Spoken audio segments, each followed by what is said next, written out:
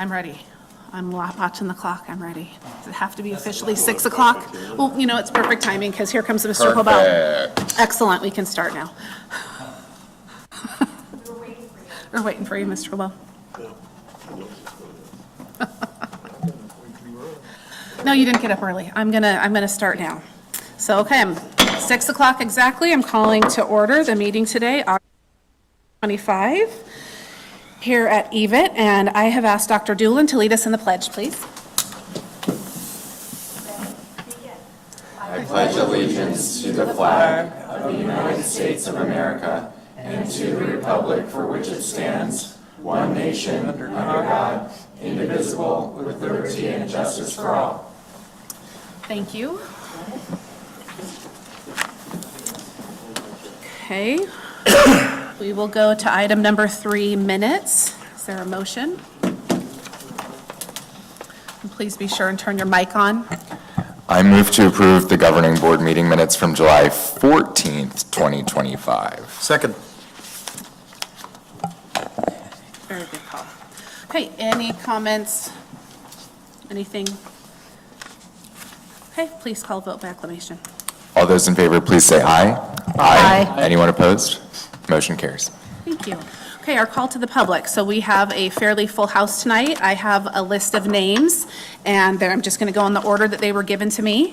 And we will start you at 2 minutes once you start over here, and Mr. Boyle will let you know when that time is done. So just to let you guys know, we're going to do Eric Sorensen, London Maestas, I'm sorry if I'm killing your name, and Heather Castanon. And correct me when you get up here, please. I'm sorry.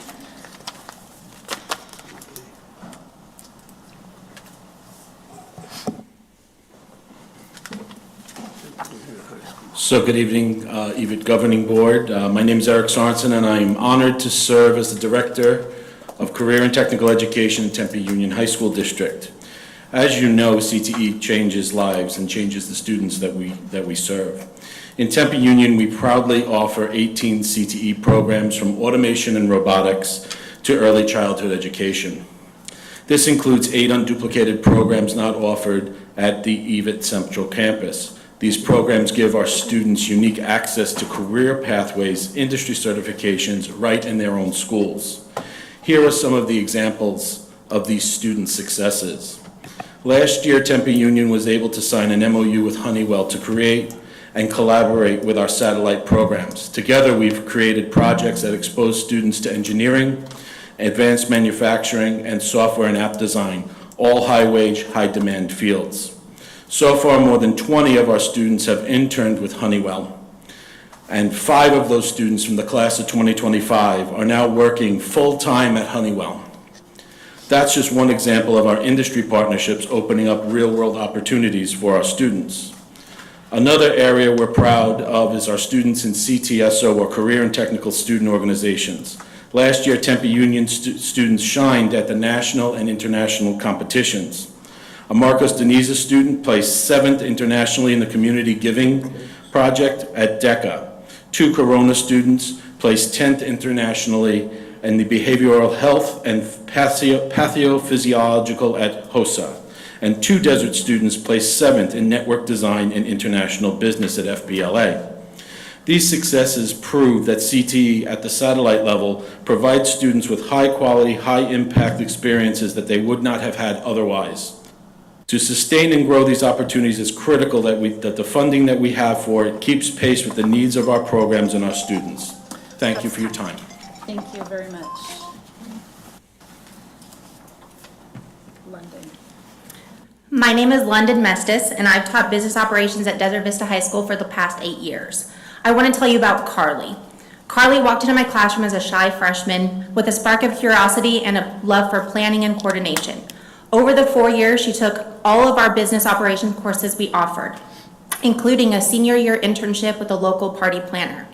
That experience lit a fire in her. She discovered her passion for hospitality, learned how to manage clients, budgets, and events, and began to see herself as a future leader in the industry, utilizing her Microsoft Office, Word, and Excel certifications she earned in class. She didn't stop there. Carly was a member of FBLA. She served as our president and competed in hospitality management and client service role plays. She placed first in both Arizona State FBLA Conference, earning a spot at Nationals in Chicago. Today, she's attending the University of Alabama, majoring in hospitality management and thriving. This past summer, she studied abroad in Spain to deepen her understanding of global hospitality, learning firsthand how culture and service intersect across borders. Carly's journey wasn't just shaped by talent. It was made possible by access to high-quality CTE satellite programs on our campus, access to real-world learning, mentorship, and opportunity. We ask the board to continue the longstanding collaborative partnership between member districts and EVIT so that students like Carly will have more career options, more electives, and more access to college and workforce readiness programs. Thank you for believing in the transformative power of education. Thank you. Ready? Hi, I'm Heather Castanon, and I've had the privilege of teaching marketing in DECA at Marcos Niza High School for 25 years.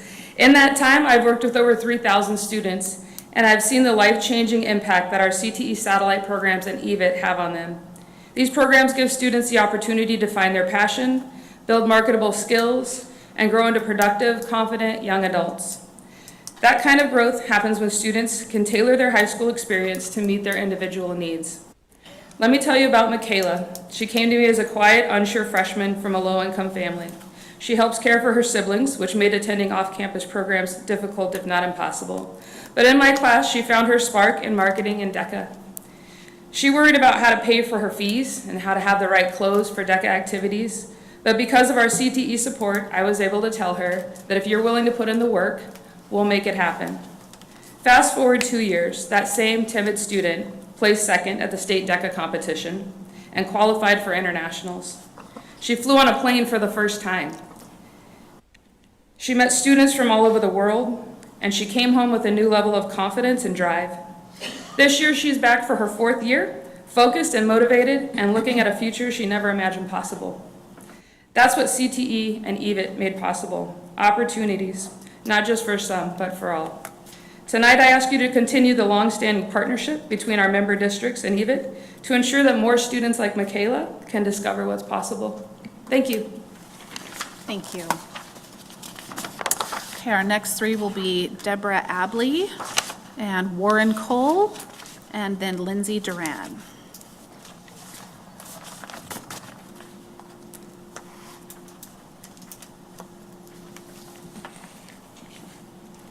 Hi, my name is Deborah Abley, and I've taught culinary arts 1, 2, and advanced at Mountain Point High School for the past 13 years.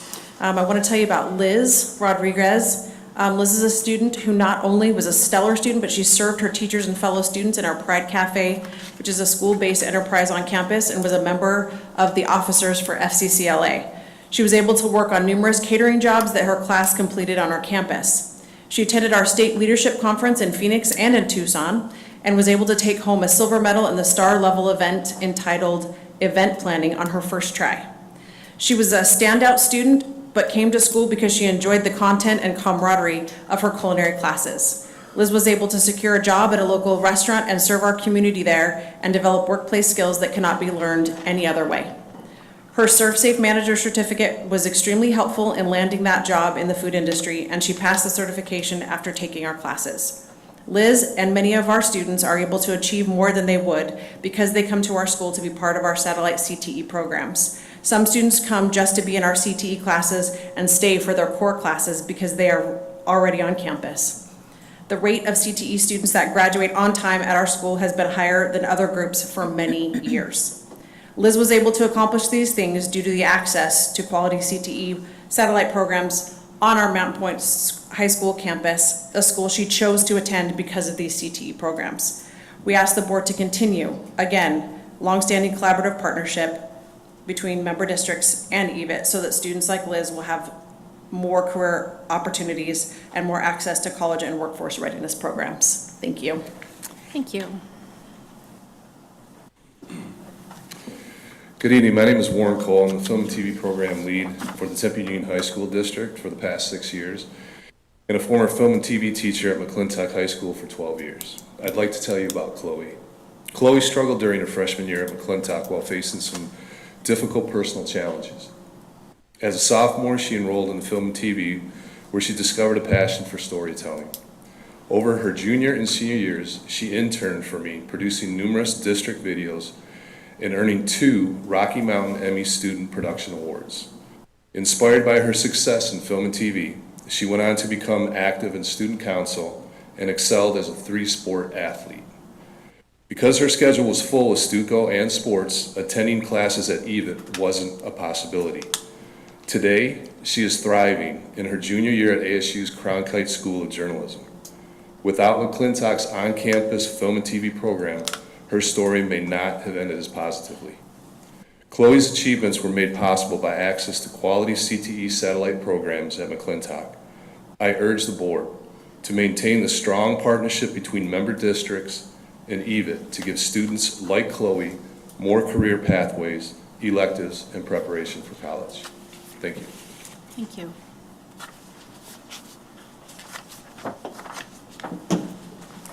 Good evening, Dr. Wilson, Madam President, and members of the Governing Board. My name is Lindsay Duran, and I am honored to be Chandler Unified School District CTE Director. In January of 2024, I made a public comment during the EVIT board meeting, sharing that 100% of our CTE programs were in compliance and 99% of our Chandler Unified School District programs were designated as distinguished or proficient, the top 2 quality levels for Arizona Department of Education Quality and Compliance Review. Tonight, I am proud to stand in front of you and share additional Chandler Unified School District CTE accolades. So during the 24-25 school year, CUSD students earned 3,600 plus industry recognized credentials, all of which are on the approved 80 industry credential list. As a district, CUSD met all district level performance indicators as outlined in the 2025 performance measures. 9 CUSD CTE programs ranked in the top 5 of the state for TSA, or Technical Skills Assessments. An additional 26 of our programs ranked in the top 10 of the state for their TSA scores, and an additional 26 on top of that ranked in the top 20 for the state for TSA. That's an outstanding 88% of Chandler Unified School District programs who ranked in the top of the state for their TSA scores. In addition, 15 CUSD students and/or teams ranked at the National CTSO competition. Some are here tonight from DECA, FCCLA, and Skills USA. In addition, and so I don't want to brag about it because they're going to talk about it. In addition, 100% of our CTE teachers have had industry experience and/or relevant industry credentials within the last 3 years and attended professional development aligned to their program area. 83% of our CUSD 2024 CTE graduates. Thank you. If you need anything, call me. Thank you. Thank you very much. All right, next is Melanie Alexander, Ben Bozovich, and Sam Alexander.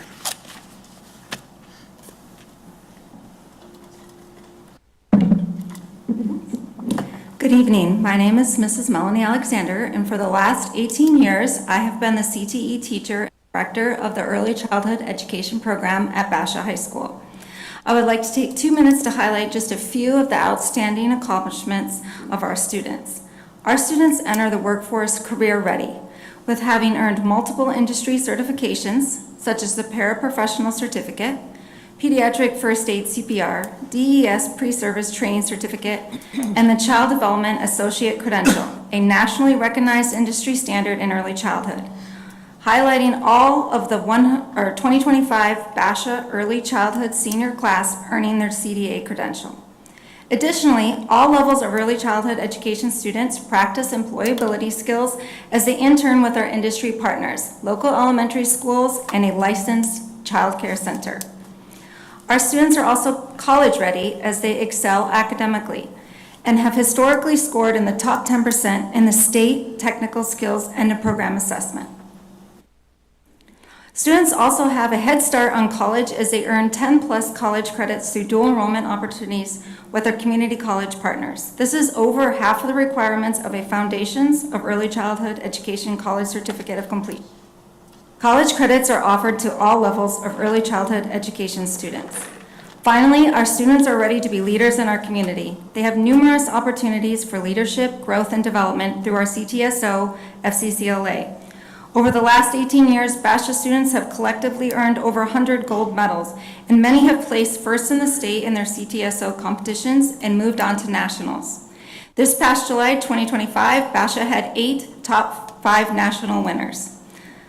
Thank you for your time and the privilege of highlighting some of our outstanding accomplishments at our early childhood education program at BASHA High School. Thank you. Right on time. Hello, I'm Ben Bozovich and I teach stagecraft at Arizona College Prep High School in Chandler Unified School District. I feel so lucky to get to work every day doing something that I truly love. My tech theater students have won the following awards, from ASU Gamage High School Musical Theater Awards to countless superior awards at various thespian events. But my CTE program is not the only highlight at ACP High School. In addition to stagecraft, we offer sports med, digital photo, computer science, ed professions, culinary, film and TV production, biotech, marketing, and automation and robotics. Just over 50%, or 1,403 students, are enrolled in a CTE course this year. We offer dual enrollment through 5 of our programs as well. Our bioscience program was ranked first out of 36 schools in the state on the TSA data from the school year of 24-25 with 100% student pass rate. Ed profession students have a 100% pass rate as did the students in film and TV production, marketing, and sports med. Computer sciences was ranked second in state out of 104 schools ranked program and a 99% pass rate. Last year, Arizona College Prep students earned 146 certifications, including OSHA 10, BASE, food handlers, PrepGo, CPR certified, Adobe, Rise Up, customer service, IT, Java, just to name a few. Students were celebrated at our annual CTE Award Night, wherein students awarded for completion of their award program and certifications, but also for the soft skills and leadership they learned through our CTE classes. Our students are actively involved in CTSO. We have 2 student officers on the DECA State Board, which is a very rare for one school. Our marketing team won Sponsor of the Year for 24-25. Our assistant principal won the DECA Administrator of the Award school year for her involvement. She's sponsor of the National Technical Honor Society because of the importance she places on CTE for the students at our school. At Arizona College Prep High School, students are encouraged to enroll in CTE courses, and the administration and counseling department hand schedule students in those courses. The leadership That is time. I'm sorry. Thank you very much.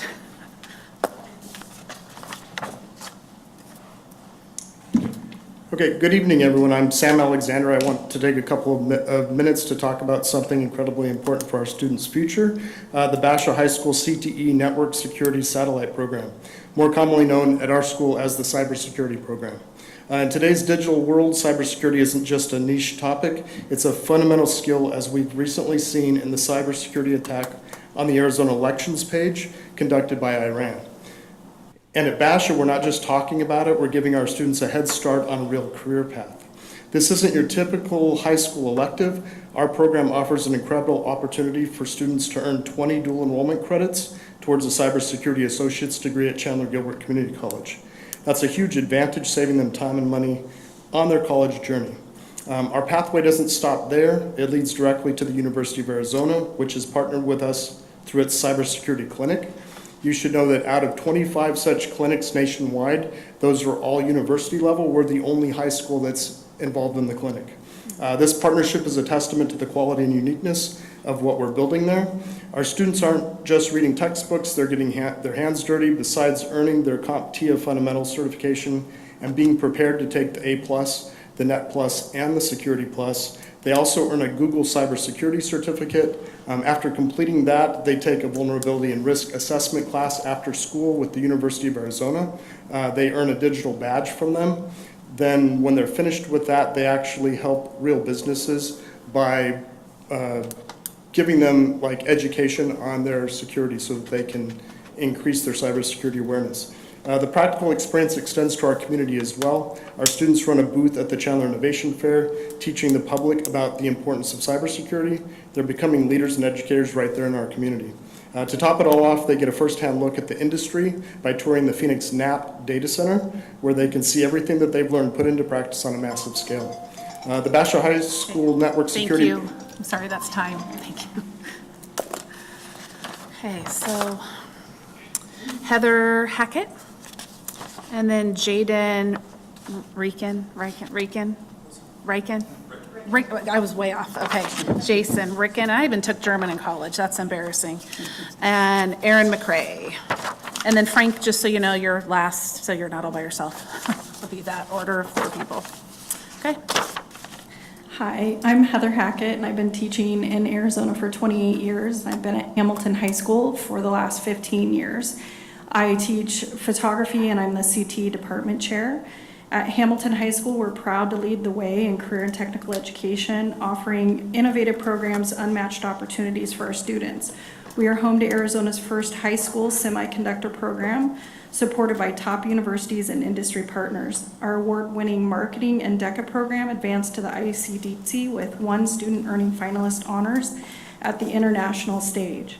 This year, we unveiled a stunning state-of-the-art studio that's a shared creative space between digital communications, photography, and TV and film students to bring their visions to life. Our MIC internship program is new this year, and it connects CTE completers with real-world outside school opportunities, careers before graduation, as well as early childhood, computer science, tech theater, culinary, and sports medicine. And that's just the beginning at Hamilton. CTE isn't about learning skills, it's about building futures. To share a little bit about a personal story for me, Tylee came into Hamilton's photography program unsure of her path and what she wanted to do after high school. That all changed during a field trip we took to the Phoenix Suns journalism night, where she was able to listen to a panel of professionals. At that moment, her future was clear. She set her sights on a career in sports journalism, and today I'm thrilled, makes me a little emotional, that she is headed to Texas Tech to pursue her dream, and she's already been hired by the university's media team because of her experience in our program. Thank you.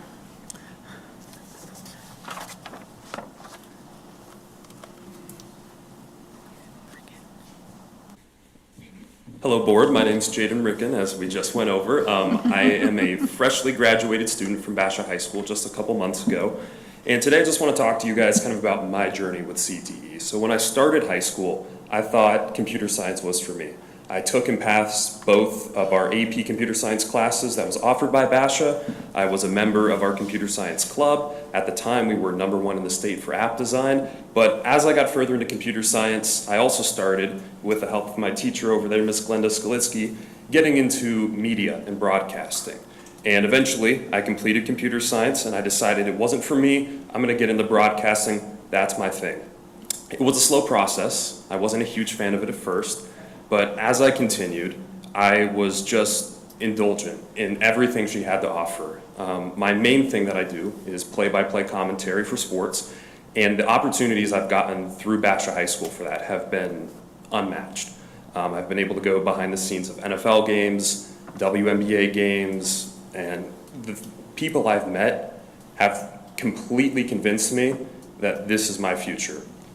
We, as a class though, completed so many different accolades throughout my time there. Just over the summer, we went to Skills USA Nationals and won first place in the country for news anchoring, which I was a part of that team. The first ever team in Arizona to win first place, by the way. So a huge accomplishment that we felt that we could put this on for our state.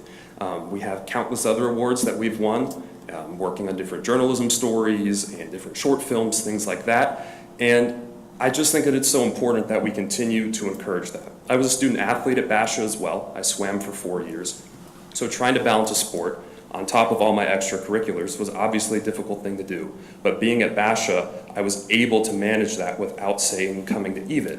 And I know plenty of people at EVIT, especially in journalism. The Pulse is something I've listened to. I know a few of the students who worked on it. I'm sorry, thank you, that's high, but I'm just going to say, based on your voice, I think you've chosen correctly.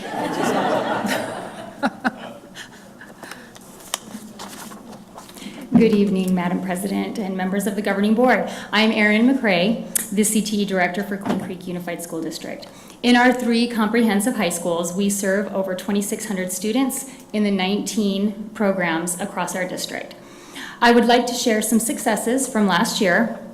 475 students earned industry credentials, and 58 of our seniors completed CTE internships with local businesses and industry in the community. We also exceeded the state's performance measures in graduation rate, all areas of academic proficiency, industry credentials earned, and technical skills assessment performance. More specifically, 89% of our CTE graduates earned an industry credential and 87% passed their TSA. We are one of Arizona's fastest growing districts, with 2 operating campuses still under construction. We celebrate buildings being built. As such, we get to align our programs with current student career goals and the workforce needs of our expanding community. This summer, over 30 students from all 3 high schools qualified for nationals and international competitions with their CTO in pathways ranging from film and TV, graphic design, medical assisting, nursing, marketing, sports medicine, agri-science, and early childhood education. Their success reflects the dedication of our educators and the excellence of our satellite programs. We're proud of our students' accomplishments and achievements, and we look forward to continued growth as we refine and strengthen our CTE programs to meet the ever-changing demands of our community and to ensure that our students are equipped with the skills and confidence to achieve and pursue their post-secondary goals. Thank you. Thank you. Excuse me.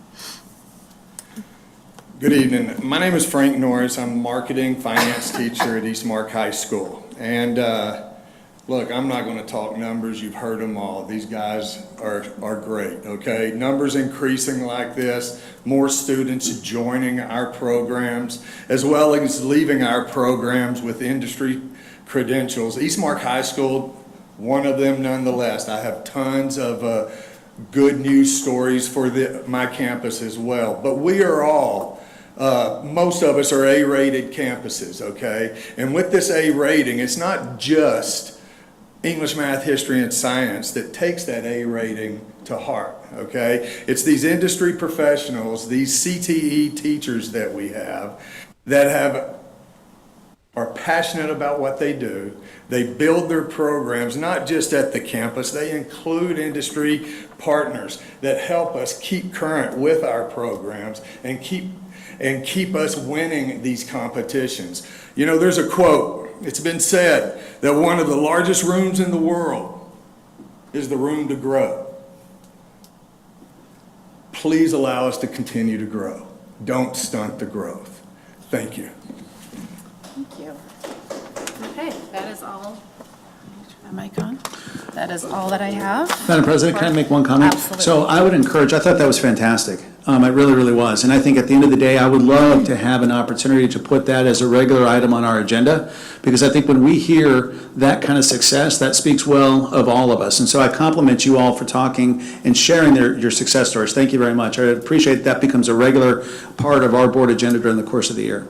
That was pretty much the comment I was going to make. Thank you very much. It's most public comments are a little more negative. These kind of feel-good stories are appreciated, and there is quite a disconnect between you at your CTE teachers and your campuses and here at the board. So I would encourage you anytime you'd like to come and share. We'd love to hear it. So thank you very much. Okay, we're going to move on to consent agenda. Madam President. Yes. Move the approval of items 5A through O.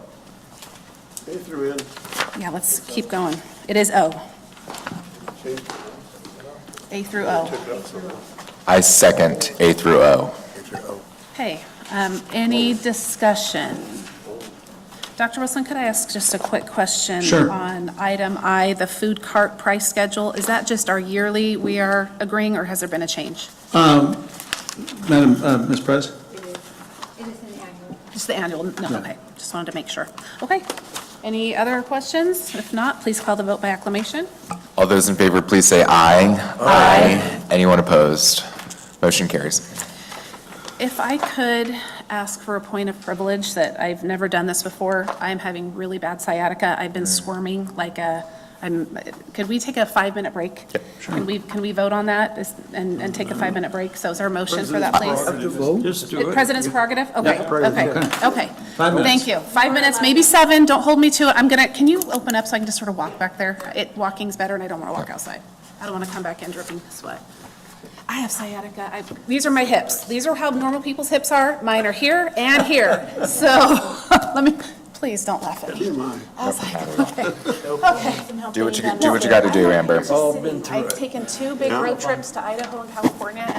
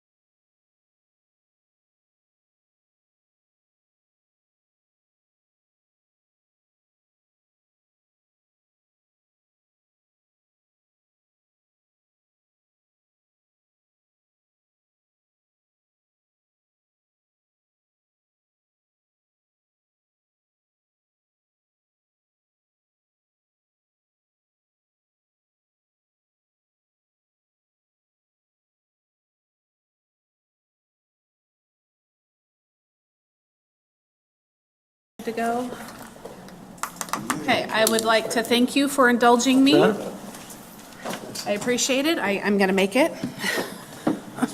For now, at least until, yeah.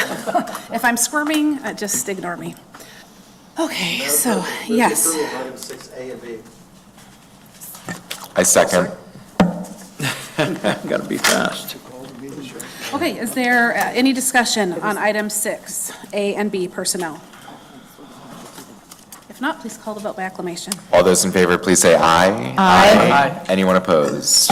Motion carries. Thank you. Okay, we are here at item 7, information and discussion. Dr. Wilson, first day of school update. Madam President, members of the governing board, instead of giving you actual first of the school day update, I'd like to ask Dean Schwartz to come up. She and I were talking last week about some things that are happening within her programs that I think sometimes we don't spend enough time talking about. And I think it would be wonderful for her to share with you some of that conversation that she shared with me. So, Dean Schwartz. Thank you, Dr. Wilson, Madam President, members of the governing board. I really appreciate the opportunity to come before you and talk about some of the good things that are happening in my programs. At the start of the school year, for us deans and administration, it's a little bit more stressful, but when Dr. Wilson approached me and asked me to come with something that is happening that's good, I was like, yes, I do have things that are good. So rather than focusing on some of the things that are stressing us out, I really appreciated the opportunity to come and talk about what is going well. So within my programs, I have about 25% new staff. And that's because of growth or individuals moving on to other opportunities or going on to different schools and career opportunities and things like that. So I do have a fairly big chunk of new teammates, and all of my programs, the veteran teachers, and when I say veteran, I use that term loosely because I have individuals who have been with EVIT for a long period of time, but I also have individuals whose first year started last year, and they have really come and embraced the community mentality and are really helping those new teachers in just developing their art of teaching and making sure that they're being successful. Because ultimately, when we're successful, our students are successful and they go on to do good things in the community. So I just really wanted to come and acknowledge my team and the great effort that they're putting forth to help each other out. I go and I check in with them, what can I do to help? And I frequently get, oh, the team meets with me every day and they're really helping us out. We're good. So that's just really refreshing to hear. So I just wanted to share that with you all because I really enjoyed that with my team. Questions? Great. So here's what I liked about that. You know, we've said from the beginning, or at least since I became the superintendent, that the success of EVIT isn't going to be because of anybody that sits at one of these desks, right? The success of EVIT is ultimately going to be because those that we work with and for are having success. Well, that same sort of logic applies in every aspect of the organization. What I loved about what Dean Schwartz was talking about is that her success, the success of her team isn't going to be because of her. It's going to be because the team begins to work as an organizational function that is committed to the mission that we have. And when I hear her saying that her team, the first-year teachers, are being shepherded by those who are returning, it actually made me feel good that we're in an organization that is really heading in the right direction. Our success isn't because of anybody up here. It's because of those that are in the classroom. And for them to be leaning in and helping one another is a tribute to Dean Schwartz and ultimately, though, to those individuals. And I wanted you guys to hear about that. Thank you. Thank you.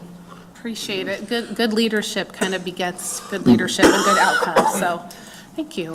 And if I could, I'd like to have Mr. Howe come up and speak too about, just kidding, John. Oh. No, I'm just kidding you. I thought, you know. I knew he'd come up. Oh, he does. He could get up there for an hour, but I sat there and I felt bad. I'm sorry. How about if I say my son really likes Mr. Wood and HVAC? Oh. Oh, yeah? Please, Oh, go ahead, join the yeah. microphone. Yeah. We're already involved now. So Mr. Wood's first year was last year, and he spent all of the summer learning the first days of school and classroom management from Harry Wong, and 9-day difference. It is. He's a tremendous teacher, so. Yeah, it's great. I have been in his classroom. He does a good job. Yeah. Well, I'm sure the other former, current teachers on the dais can speak to the power of a good mentor teacher. I mean, in any profession, right? You get a good mentor and it's night and day difference. So thank you very much. That was great. Let's, we're going to switch this up a bit. We're going to swap B for C. So if our next one could be roles and responsibilities of the CTED. Yeah, Dr. Madam Wilson? President, members of the governing board, thank you. I think it's important for us to revisit kind of the roles and responsibilities of the CTED, just so we're all talking about the same information. And to do that, I've actually asked Dr. Doolin to do a little presentation. So, Dr. Doolin. Oh, Yeah. thank you. Alex, is it going to work?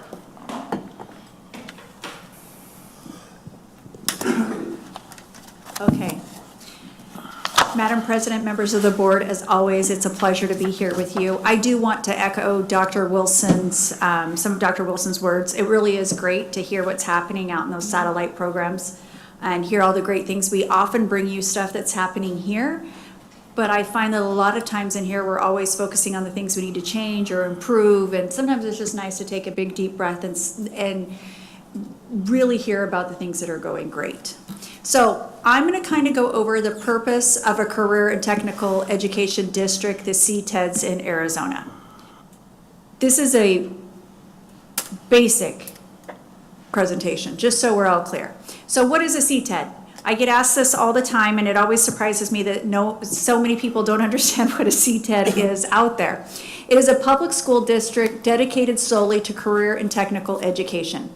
It's created under the Arizona Revised Statute 15-392. It serves multiple member districts across a region. So the member districts have voted in their areas to join the CTED being the East Valley Institute of Technology. There are 14 CTEDs in the state of Arizona.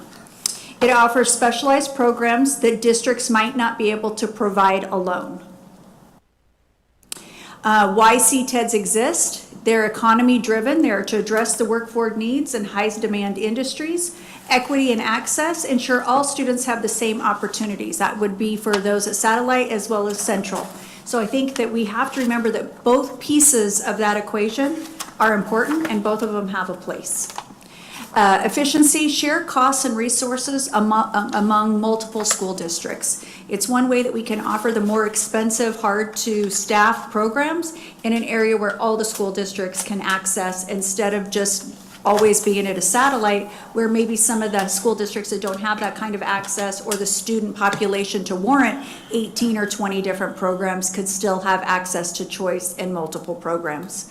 We need to remember that not all schools are the same, not all school districts are the same, and they're not also the same size or have the same amount of program offerings. Responsibilities of a CTED. Now I can't see. Yeah. This is what happens. Can you make that bigger, Alex? On your end? I ask hard questions in the middle of it. Okay, thank you.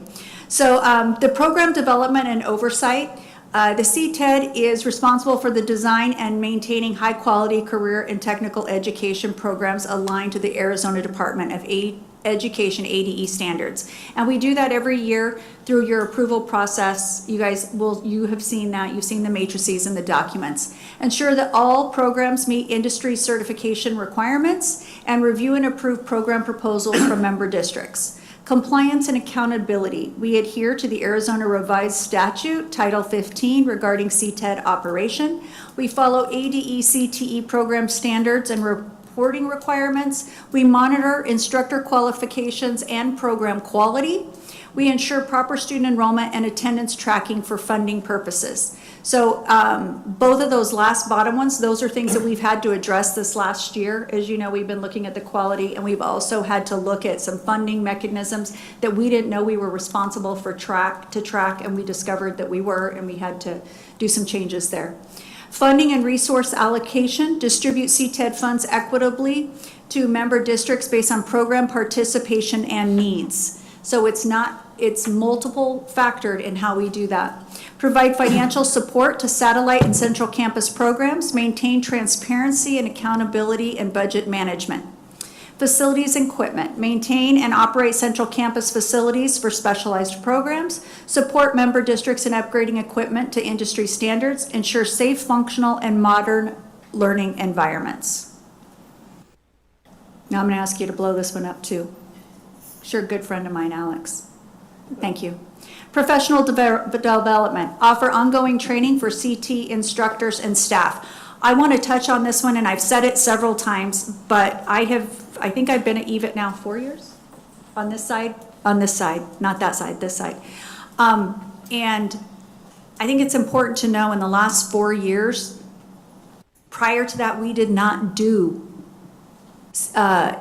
professional development for our satellite programs. We did not have offerings to meet the ADE requirements.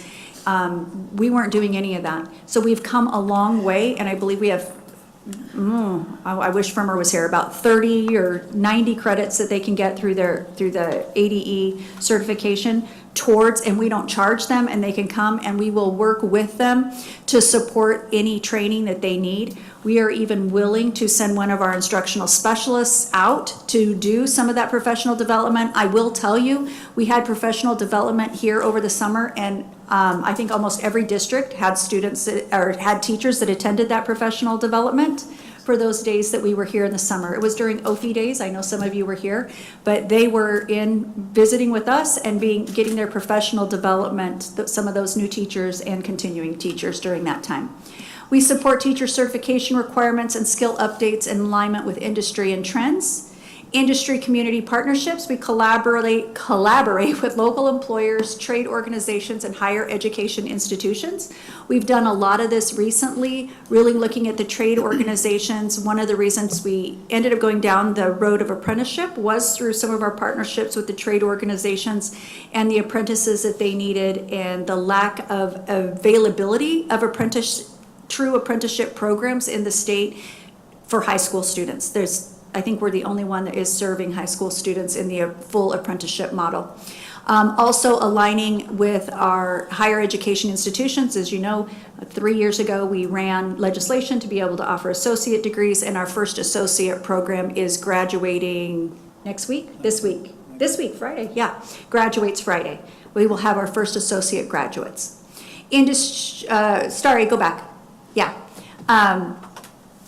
So we also develop the internships, apprenticeships, and work-based learning opportunities for students, and we align programs with the local workforce need. Though aligning the programs with the local workforce need, that is more than just saying, hey, they need an employee, let's do this. We spent a lot of time over the last year and a half working with Intel, Honeywell, and Boeing to create advanced manufacturing program that also has offshoots into aviation, and it's really serving, it's introductory and advanced for all of those areas and all of those agencies. Really taking a backwards approach, asking them what they need instead of just saying, let's use this certification. We ask them, what certification do you want to see? What is it that the industry is requiring? And we design the program around their insights and their desires. The next one.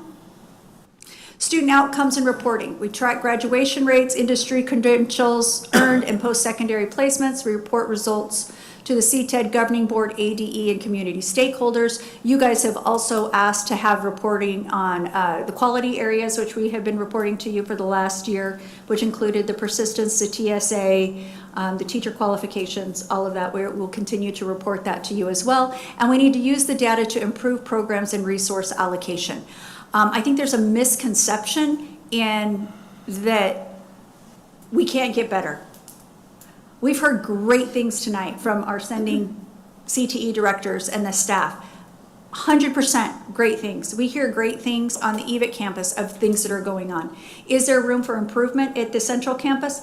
100% there's room for improvement. We identify it all the time, and we set goals every year in certain areas to have improvement. I can tell you, if you go back 3 years, John Howell, when we were doing electrical, I thought I was going to pull my hair out. It was the worst experience of my entire life. I was in that classroom every day for the last 5-6 weeks of class. It was not a good experience. We had to relook at that curriculum. We had to relook at how we were offering it, and we had to look at our instructors and what we could do to make it better. And I will tell you now, hands down, that's one of the best programs we have on campus, and it was turned around in less than 3 years, and that's kudos to the teachers, the students, and Mr. Howell's leadership. It's absolutely amazing. We went from 20 kids to 100 and 240-something. And we're also servicing adults. So in 3 years, that's what can happen when you really take a step back and you use the data and what's happening to improve the programs. We looked at, it was bad. I mean, we put it on a sunset list because it was not improving. And we had 2 years to improve it, and we did it. That's what we talk about when we talk about using the data. There's always low-hanging fruit or programs that are struggling that we can improve the quality on. And I think that's the thing that we have to remember is we're doing great things, but what are the things that we can do better in? And that is all I have for you today. Thank you. So I asked Dr. Doolin to kind of set the table so that we're all on the same page at the purpose of a CTED, right? And we sometimes take for granted that everybody understands that. But as we start talking about kind of those next steps, one of the areas that I want to kind of revisit with you tonight too is how do we facilitate the opportunity for students to have the ability to either come to EVIT as a central campus or to get the CTE experience at their satellite. I don't think I have ever said to you, or to anybody for that matter, that satellite programming isn't valuable. In fact, I've said just the opposite, that satellite programming is essential to the health of CTE within the East Valley. There's not a chance that we could centralize campus, the 23, 4, 5, whatever thousand students that are participating in CTE out in our partnering districts.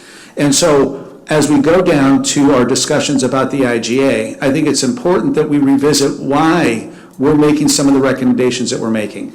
But please don't hear what I'm not saying. It's not because we don't want to have valuable satellite programming. It's just the opposite. We recognize that we need to have the valuable satellite programming.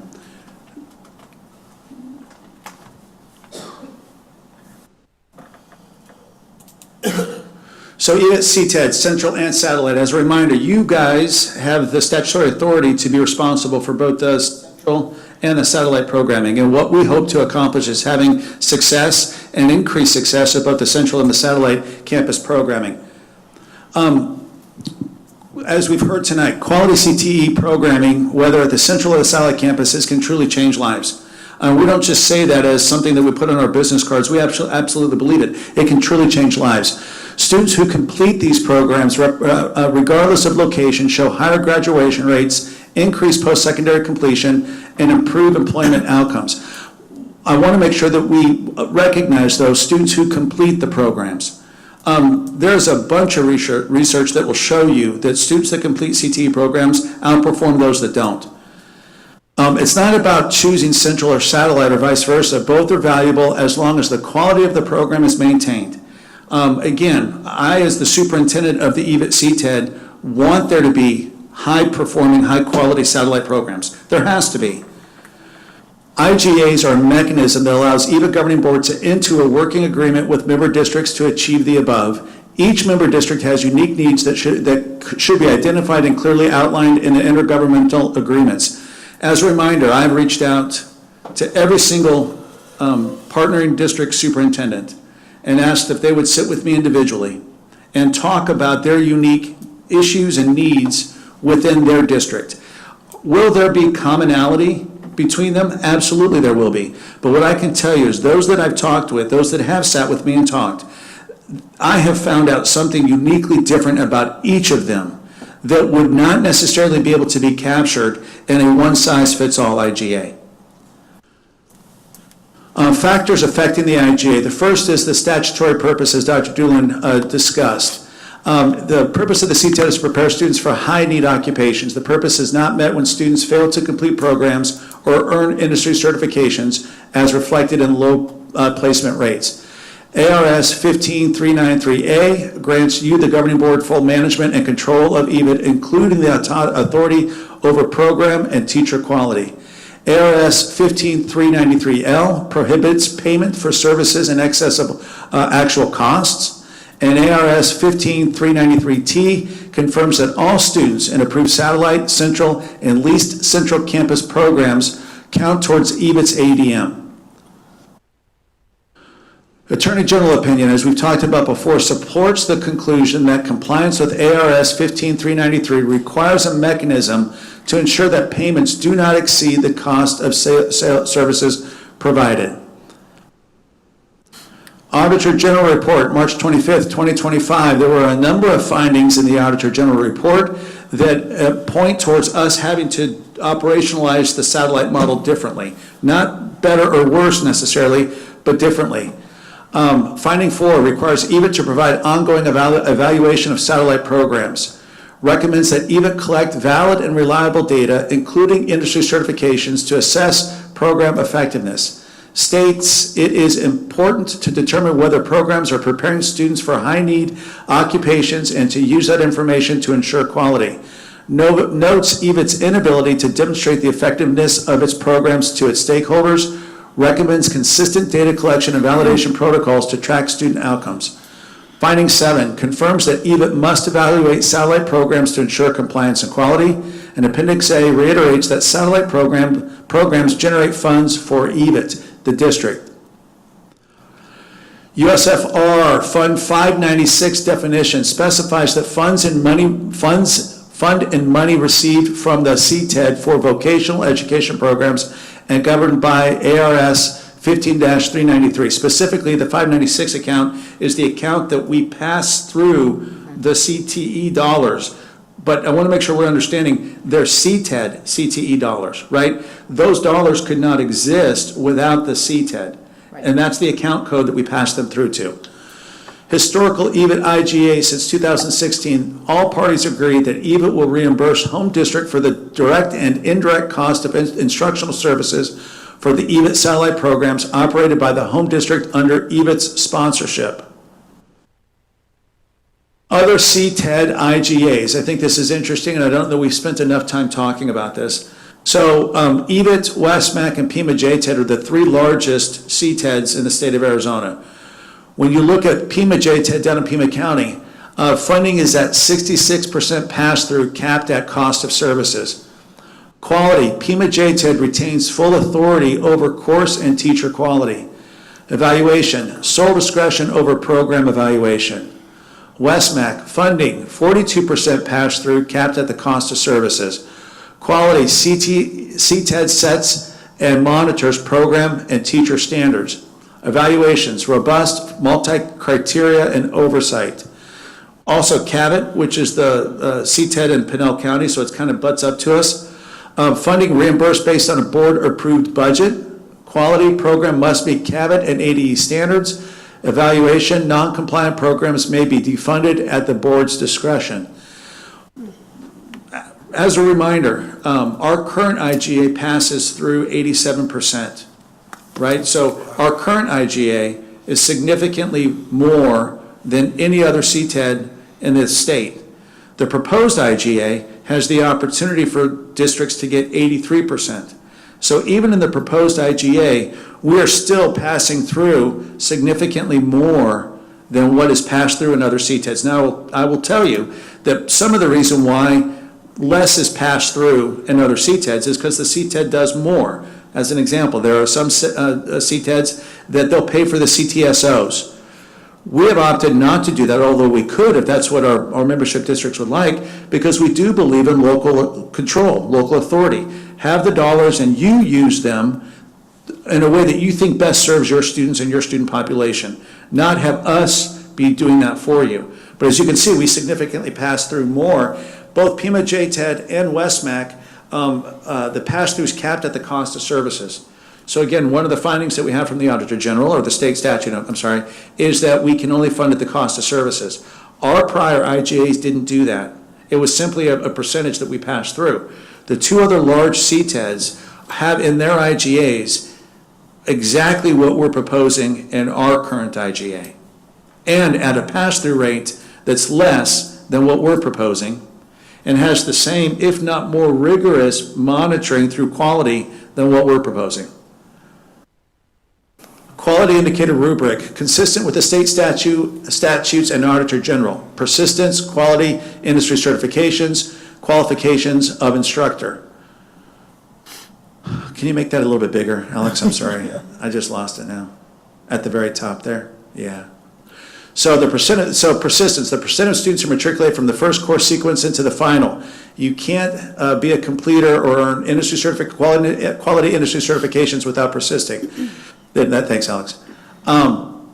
EVIT Central Campus programs have on average a 79% persistence rate. EVIT satellite programs have on average a 25% persistence rate. And then, Alex, if you can shrink it so we can see, we'll not turn it off. For a total persistent rate as a district, remember it's the EVIT CTED, the EVIT district, of 30%. We are the third lowest persistence, and this is from ADE, this isn't from Chad making it up in his basement. We are the third lowest persistence in the state of Arizona. Westmac, 68%.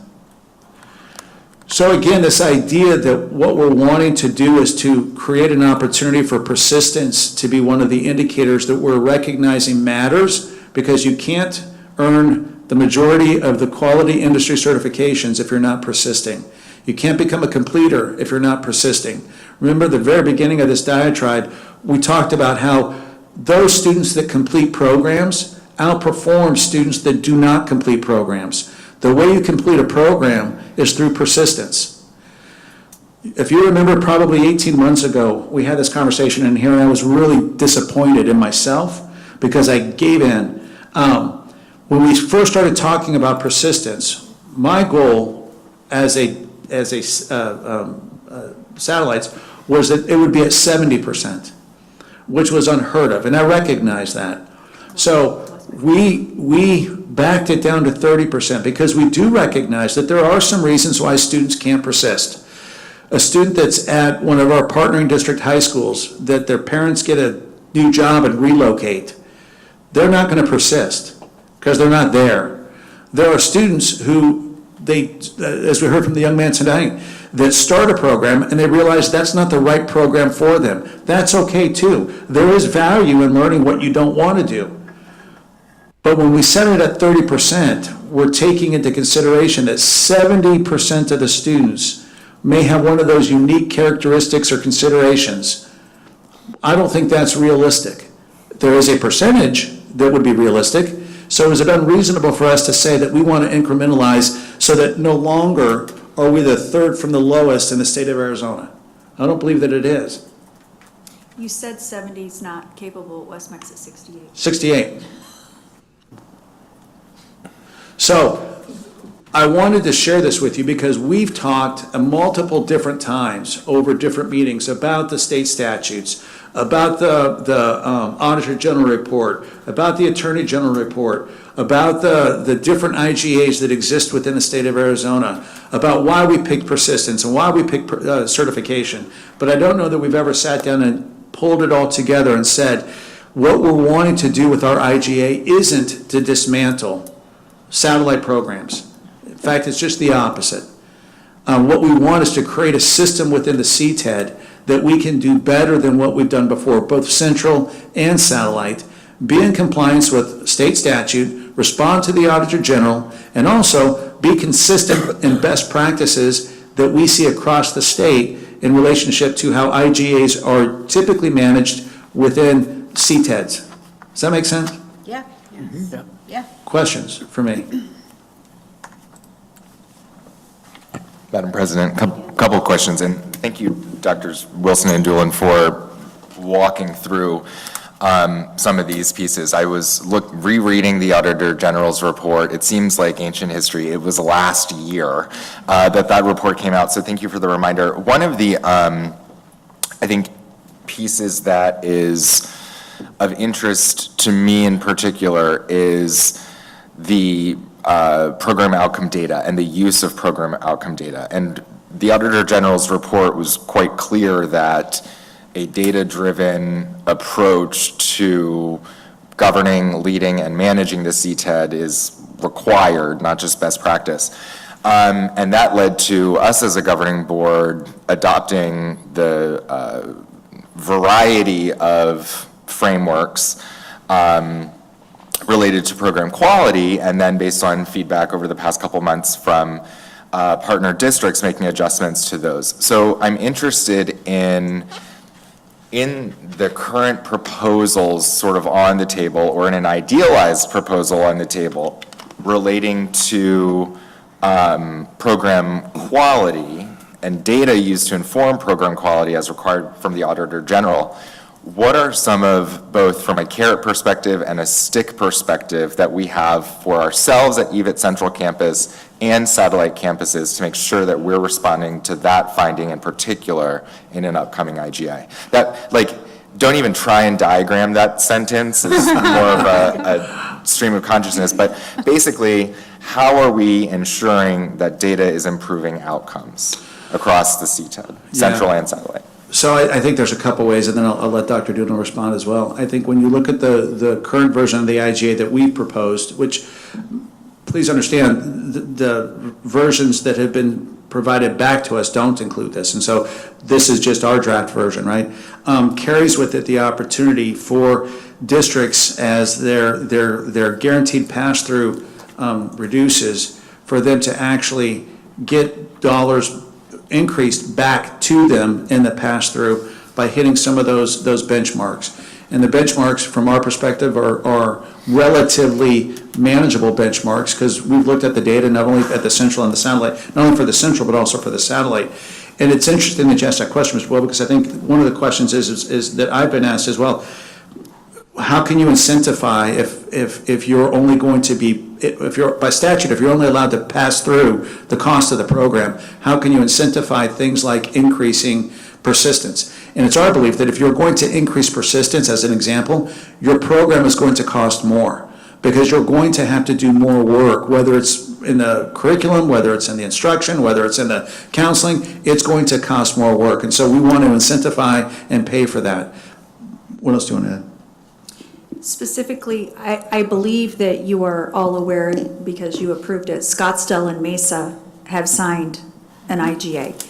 And the outline that both of them have is a similar outline that we have proposed to the other districts. As far as that incentive, it is, I believe, it scales down, but has the ability to go back up. I believe at the very end, it ends up getting 2% for persistence, 1% for the teacher qualification, and 2% for the certifications. Again, when we talk certifications, I think it's really important that we have it's off of the EVIT certifications, because there are some certifications that you as a board we've looked at and we have taken off. ADE used to recognize, a great example is CPR. ADE recognizes OSHA 10, which you can take online in about 10 hours. We don't really view that as a quality certification. It is a great add-on, but should not be the root of a program. So we have adjusted the list on quality certifications. Doesn't mean that a program, all your programs have to be quality. Let's be very, very clear. If you read the IGA, I think persistence is 70% of the programs. So it's okay if you have a program that, and I think certifications is the same. Don't know on the top of my head, but I believe it is. So it is okay if you have one or two programs that are that way, right? But the majority of your programs should have robust quality certifications and robust persistence. And then, Mr. Boyle, to your point, I mean, we never want to have the hammer be the tool used, right? But when I became the superintendent, one of the things I said is that I want to make sure that we're doing internally anything that we would expect to be done externally. And so if individuals or if programs are in positions where they're not able to necessarily show growth based on the data, we would like to put them on a plan of improvement that shepherds them hopefully towards having growth based on the data. But ultimately, if growth doesn't occur, as we've done here, that program may not necessarily be in the best interest of the organization. And it might not necessarily be for anybody's doing, other than it may be that a smaller high school has too many programs. And so it will be hard for persistence, as an example, to really get traction when a small high school has so many programs, and what winds up happening is they cannibalize themselves. And so ultimately, the idea of, at some point, saying that those programs aren't in the best interest of the student or the taxpayer or the CTED. I also, if I could make a comment, and I didn't say it when I went through my little presentation there, when we talk about the 596 account, I know that I've had communication sent to me from concerned parents, which I respect and I appreciate that they reached out to me, about, the proposed IGA that EVIT's providing is going to mean that our partner districts are going to have to close programs and no longer offer. That isn't the case. It isn't the case for the reasons that I just said, because there's a process that we'd want to have in place. But even if it's a monetary issue, at the proposed percentage differential between what is now offered and what we have provided as an offer equates to, I want to say, across the whole of the CTED, $1.1 million throughout all 11 districts. When you chunk out what that means to each district, their prorated amount, there's only 2 districts that, if no money flowed, couldn't pay the cost of their programming for a year based on what they have in their 596 account. But what we've said is, we've never said we don't want to pass through, right? We want to pass through this percentage rate, which means that every single one of our partnering districts has money in its 596 account right now that would offset that amount if that amount is needed. So nowhere in the IGA proposals that we have provided has there ever been the discussion about, we're going to close programs, we're going to stop, we want only that has never been the case. It's always been the case of, let's create a mechanism, let's create a process that is uniquely tailored to the district, that incentivizes outcomes, is in alignment with statute, Auditor General, and best practices that we've seen here in the state. Thank you. And unsurprisingly, I've got maybe 1 or 2 more. Especially as it relates to the proposal for an improvement plan.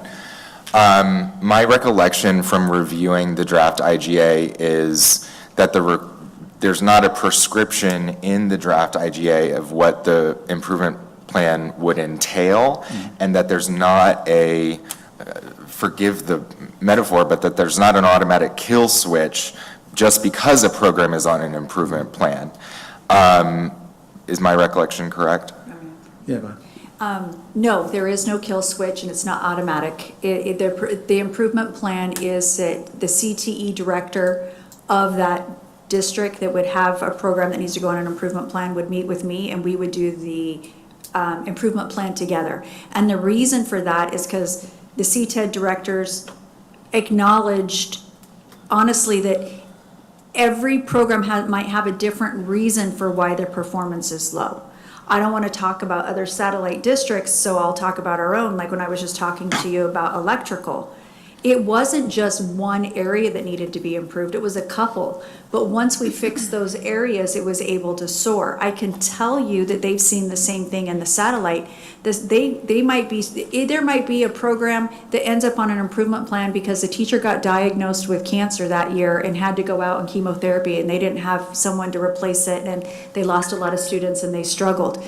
Well, that's a very different improvement plan than one that's been having the same teacher, the same curriculum, they've made changes, and it's 4 or 5 years, they've started and stopped it 3 or 4 times and had to bring it back. That's a very different prognosis than an acute, something happened, can we fix it? That's why we don't want to have a guaranteed cookie cutter response on the improvement plan, because we want to look at the whole picture, really sit down with the CTE director and say, okay, what's going on in this program? What do you see as the areas that need to be improved, and how can we improve them, and how can we help you? My recollection is that we did that for, as you mentioned, for the electrical program, but also, I think 2.5 years ago, as it relates to precision manufacturing, and decided to internally sunset the program. Yes, you also closed photo. And so ultimately, as ever in the new proposed IGA, the responsibility of approving programs rests with the EVIT governing board, and it's not dictated in the IGA that just because a program has an improvement plan, it would lead to its non-renewal of any sort. I would absolutely say if a program has an improvement plan, that it not be not approved, if that makes sense. Sure. Because you got to give the opportunity for improvement. Of That's course. the whole purpose. So to say that if you're going to go on an improvement plan, we're not going to approve the program, really would be disingenuous. Sure. And I think one of the things that you all have said clearly, and we agree with, is that regardless of the final version of the IGA, nothing in that should limit your ability as a governing board to act around your statutory responsibility and rights. And so there's nothing in the IGA that would preclude you from approving something that even if everything in the IGA said you should not approve it, you will have the right and the authority to approve it. And conversely, if everything that says you should, you would have the right and the authority not to. That's your right and authority as elected officials. So, I'm done. okay, Thank I you. was going to just do a quick, so is my number correct that we as a board approve like 98.5% of all satellites? Is it higher? Is it lower? Is that about? That's about right, without going back and chunking the numbers, but I think when we looked at it, that is about an accurate percentage. I mean, That's high. I mean, almost all programs that come before you, you've approved. Not all, but almost all. In the 3.5 years that I've been here, I can think of like 4. Right. That, and for very specific reasons, very specific that were, unique to that. And that brings me up on what I wanted to say about the school districts. One, it was disheartening to hear that so many people here thought that their satellite programs are in trouble or under the chopping block. That seemed to be the message that I was hearing. And that has never once, since I've been on the board, ever been a message, been discussed. Never once. So no satellite is part of our charter. That is part of who we are. It's like a soul and a human body. They cannot be split. So that's not an issue.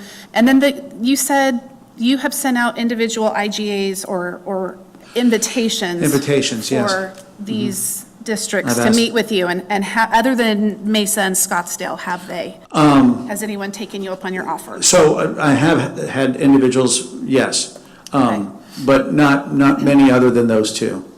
That's so interesting because our district, like I live in the Gilbert district, and I know that Gilbert, from watching their board meetings, have been concerned about losing 400-ish students per year. So they're losing people. And then we think about our Cave Creek and just the distance those kids have to drive. And so the need of satellite programs there are the kids in J.O. Combs. And then we have the huge districts like Tempe and Chandler, and of course Mesa's the biggest, but they have their own. So it just seems like it would really be in their best interest to have those individual IGAs to really hit those individual needs. Some of these programs I'd heard of, I'm like, I didn't know they were doing that in their district. That's fascinating, and you don't hear it in the other districts, so. No, and I think, the lessons learned from our perspective, at least thus far, is that there is commonality in needs across all CTEDs, right, across all districts. Yes. So I don't negate that, but there are also unique challenges that each individual, so far at least, has expressed in our conversations. So I would never want to necessarily create a different end result for districts, but how you get there sometimes might matter more to District A than District B. As an example, when you look at, I know one of the challenges that districts have is transportation. Well, not every district has that same challenge. And so when we're talking to a district about some of their unique challenges, if it is transportation, are there some ways we can structure the IGA that's not giving them more, but giving them potentially different, that allows them to address what might be their leverage point, which would be transportation. And that's why, to me, it's been frustrating, because I do think that you can't get to that level of specificity when you're discussing a general IGA that would cover all of our partnering districts, because they're not the same. Well, they're not the same, and I think about how important it is for us to offer equitable programming and equitable treatment. But, Higley is a small district. I believe its high schools are closest to our power campus, and so it'd be ridiculous to talk about transportation with a district like that. So that's kind of what I wanted to bring up. And there are different needs, but if we put it under the banner of what's equitable and making sure everyone gets the things they need so that they can work properly and get more students to CTE and have success stories, kind of like what we heard tonight, whether it's here or at Satellite. I'm just interested in student success. I think we found too that, when you look at, depending on when a district entered into the CTED and what level of commitment they were making at the time financially, and then what's happened to that CTED, that district, in terms of growth over the last couple of years, there's a wide range of dollars that districts have to contribute out of their own funding to avoid this supplanting. And so that creates a difference too. You know, if there's a district that has a huge number that it has to contribute in order to not be considered supplanting, then they're uniquely different than a district that doesn't have that. Their challenge is uniquely different because their M&O is being taxed in a different sort of a way. So give the same end result, but can we craft an IJ that actually takes that into consideration? That makes sense. This is my last question to feel the same, prepare you all, it's ending. So, well, actually, it's my last statement, really, and anyone else can chime in. As far as I understand, our two biggest kind of goals that have kind of dictated how we have done things on the board this year is that we followed the law, including the Auditor General's report, and that we wanted to improve outcomes based on data. And that's one of the reasons that took us so long to get to May, I think, when the IGA was sent out, was that we had so many new regulations and requirements, and we as a board needed to really understand the changes and what was being asked of us and our new duties. And so is that what everyone feels comfortable with? Our goal is, number one, to follow the law and to improve outcomes using data. Of course, it's serving our students, but that for me as board president has kind of guided me. And I'm sure asking you would agree. Yeah, I mean, I think, I think that there was kind of a couple lessons learned. One is that there are some best practices that we need to employ that will allow us to align with statute and allow us to respond to the Auditor General findings, and at the same time protect your authority as an elected official. Mm-hmm. And we also know that we say that as a district, we expect to outperform everybody, always. And when we don't have systems in place that begin moving us towards a level of performance that isn't, as an example, persistence, third lowest in the state of Arizona, then there needs to be some mechanisms that allow us to take those steps forward. Mm-hmm. Madam President, I have a question. Absolutely. So, Dr. Doolin and Dr. Wilson, would you say that it would be, to the least of our explanation here, irresponsible, unprofessional, unlawful, and other uns, that if this board chose not to follow the law, not to follow the Auditor General requirements, not to follow the USFR regulations, and all of the other pieces of information that Dr. Doolin put out there, that we would be a failure as a board and not performing our elected duties to align ourselves with these regulations and laws? Would you say that if we did not follow those, it would be a very bad situation for us in EVIT? Yeah, I think when you guys took the oath of office, I think the oath was to uphold the Constitution and and so to answer your question, Dr. Metcalf, I think that the answer would be yes. I look at it a bit differently though too, and that I think to Madam President's point, everything we're talking about is trying to increase access, increase opportunity, increase outcome, increase.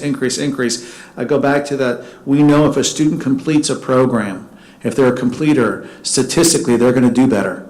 So you guys, yes, but I also think partly what I've been impressed with about you is that it really is ultimately doing what's in the best interest of students. And that doesn't mean we don't want satellite. That means we want satellites, and we want satellites to be able to thrive in a way that we get more completers at the rate that is better than third lowest. And one more question, Madam President. I would also venture to say that being that we have all of the sending districts and several other charter schools who are members of EVIT as well, that with the more pieces that are in a puzzle to get to a collective outcome, that it can be more challenging based on the individual circumstances that are at each school, each district, and in that. Mm-hmm. So knowing that can become a challenge in and of itself to ensure that we and they are able to make those goals of what we're putting out based on the external elements that we are up against, to make sure that we do work as a group and do work as a collective body to make sure that those outcomes are the best for students, for teachers, for communities, for industry. And I just want to make sure that that can be challenging. Is that not correct? I think it could be hugely challenging. We know that some of our districts are growing, but many aren't. And so the challenges you face as a district if you're growing are different than the challenges you face as a district if you're declining in enrollment. And so how do we then work with those unique differences, recognizing that we still want all to have the success, but it may have to get structured differently given the unique challenges that each district is facing. And I would say one more question, Madam President. That we have identified those issues and that we have brought those forth for the betterment of the greater good. Am I wrong? No, I don't think you're wrong. I think that is the goal. Okay, thank you. Any other questions or comments? We've done a lot.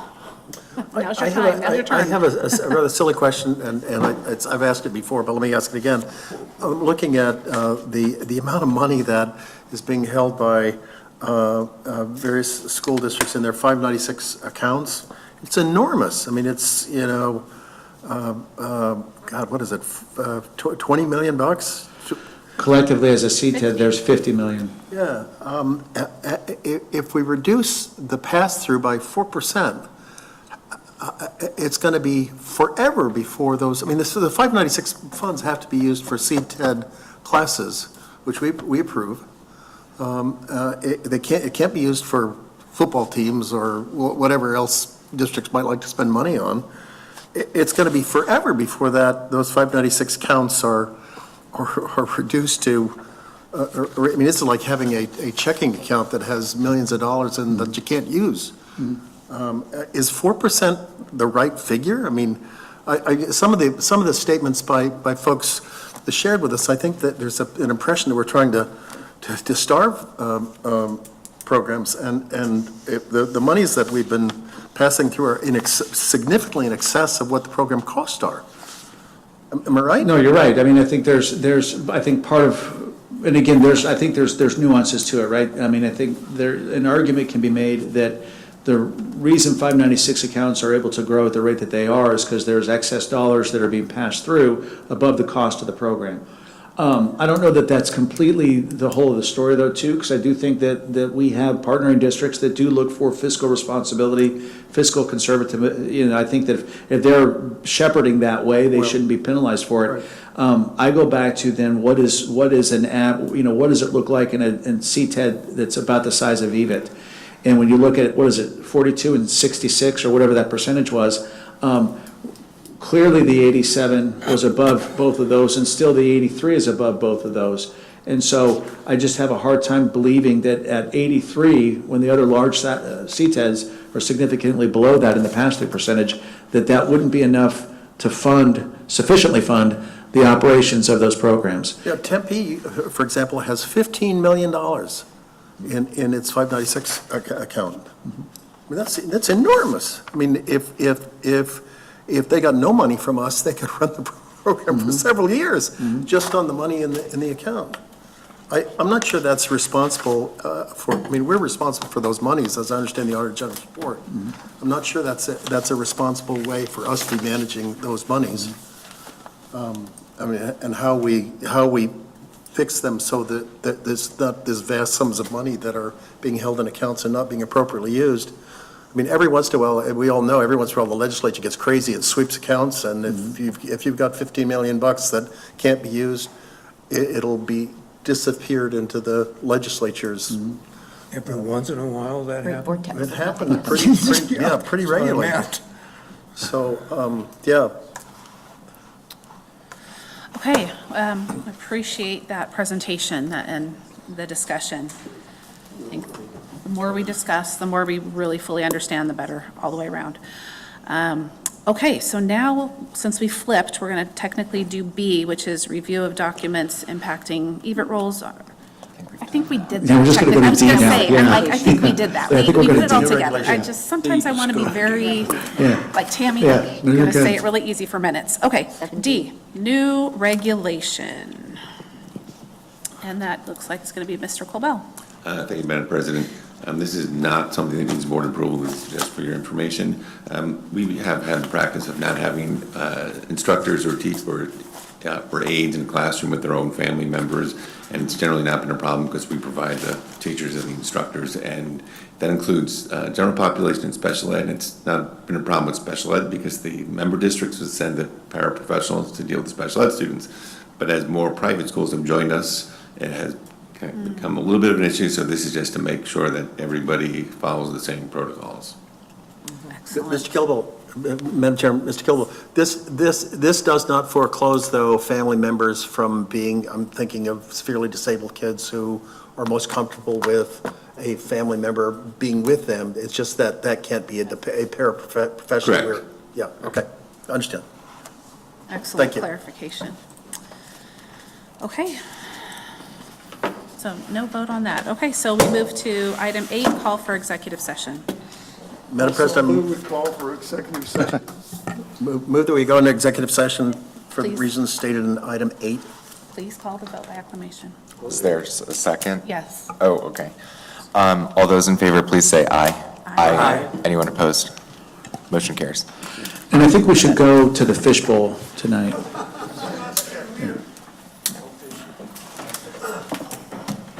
Got it? Yep, I will. Fish.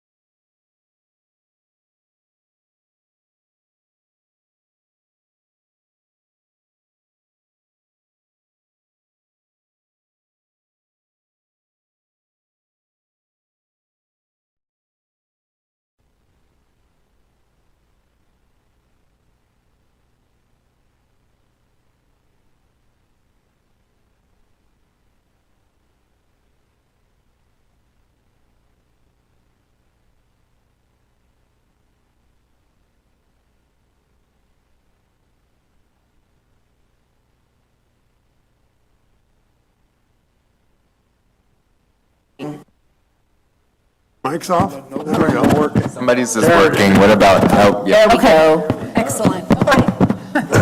That was fun. Now we're back on, 8:20. Okay, back from executive session. And our action item, number 9 action item, possible action regarding entering into new IGAs with partnering districts. Is there a motion? I saw on action 9, I motion that we authorize the superintendent and director of legal services to proceed as discussed in executive session. Second. Thank you. Please call for a vote by acclamation. All those in favor, please say aye. Aye. Anyone opposed? Motion carries. Thank you. Okay, staff reports, which I feel like you've really covered, but Yes, what Madam did you forget? President, members of the governing board, just a quick update. As you heard earlier, we're into full swing. We did our 10-day drops, which is required by statute. We're at 8,500 high school students, which is the largest number that we've ever been at as a CTED, so that's exciting. We had our COE accreditation visitation, and in those visitations, there's always going to be findings, as there should be, because we're a flawed organization and we have ways that we can get better. When we were visited by them, I believe it was 5 years ago, I think there was something like 40 findings. I think in this visit, there was 14, and out of that 14, several are duplicative. It's the same issue in multiple programs. So we have work to do, but that's a clear indicator that we've taken steps in the right direction over the past 5 years to make sure that we're in far more compliance with our accreditation than we've been before in previous years. This Friday night is the LPN pinning. For those of you that are interested, and I believe our surgical tech graduation is the 19th. Yeah, the 19th, right? Here. So just some events that are coming up that you might find interest in, and it's nice that we're up and running. And I always tell people this, that, getting into the 4th or 5th week of school is wonderful because things start kind of gelling out, and we're getting close to that. So much compliment to our faculty and staff for kind of getting us there. But other than that, any questions for me? Just really quickly, LPN 8/18/25, what time? 6:30. 6:30? LPN? The event on the 18th? That's on the 15th is LPN. Well, 15th LPN. Okay, so what is the 18th? The 19th. The 19th. Is, what time is the 6:30 is the associates? Okay, thank you. Okay. Is the LPN? So 5 years ago, there were 53 areas that needed improvement, 40. and then this last time around, there were 14-ish. 14, and some of the duplicates. So at this rate, we're going to be perfect in 20 years. Yeah, that's my goal. 2 years. Yeah, well, I'm going to make some mistakes. I'm going to try to, I need 20 more years to retire, so. And we also have someone going to the conference, too. We do. And that's one of the recommendations they made, that it's really good for you to send staff to those so they can pick up on the nuances of the visits. Excellent. Thank you. Okay, Thank you, closing thank you. items, calendar. Our next meeting is August 25th, and board adjournment. Who wants to fight for that one? Motion to adjourn? Second? Mr. Hodgson, you have my. Too late, we already did it. They beat you to it. I'll move that we adjourn this Already meeting. moved. It's been triple moved. We really want to go. Okay, let's call for All a those vote. in favor, please say aye. Aye.